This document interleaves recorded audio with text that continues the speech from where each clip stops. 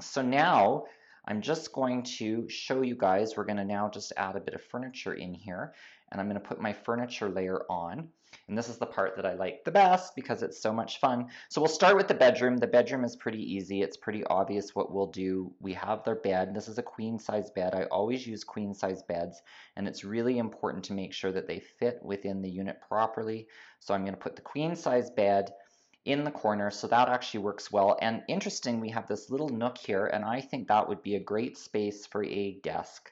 So you could have a computer desk, which would fit really in there.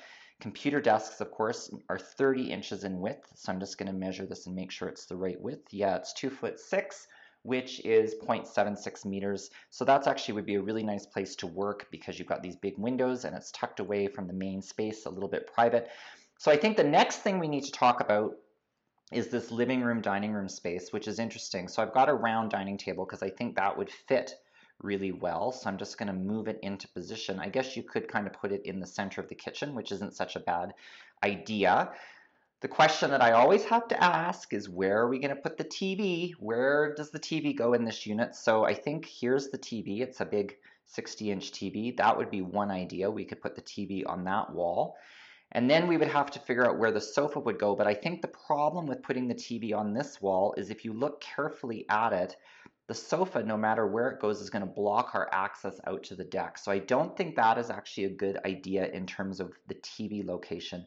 I think the TV location is going to have to go somewhere on the opposite wall. I think something like that.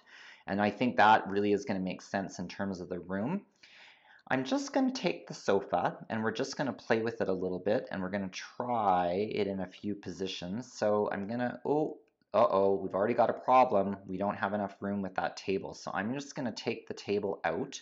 I guess we could get a smaller sofa, but the issue with getting a smaller sofa is that you want to have adequate room for people to sit in your house, and make sure that it's not just a living room for one person. So if we bring the sofa in, it could go something like this. I actually think that's not a bad layout. I'm just going to measure how far the back of the sofa is from the wall. So it's 10 feet. So that's actually perfect, because 10 feet, 3.05 meters is the distance that you want the back of the sofa to be from the TV. So let's just pretend, that is where we're going to put the sofa. Oh, I'm just going to move that back.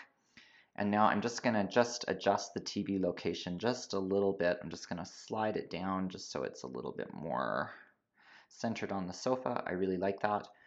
And we can add a chair, which could go probably on the end, something like that. That looks really good.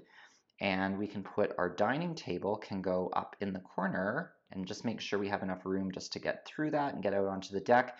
And then just finishing off, we have a couple of spaces to finish. We can put a bench or, a nice piece of furniture at the entry. And our nook that used to be the laundry machine, we can put a piece of furniture in that. So this is kind of how I think we should lay out this unit. And I think this is actually much better than the original plan in many ways. And this is what I would say would be option 1. And we also have option 2, and it's a different alternative view.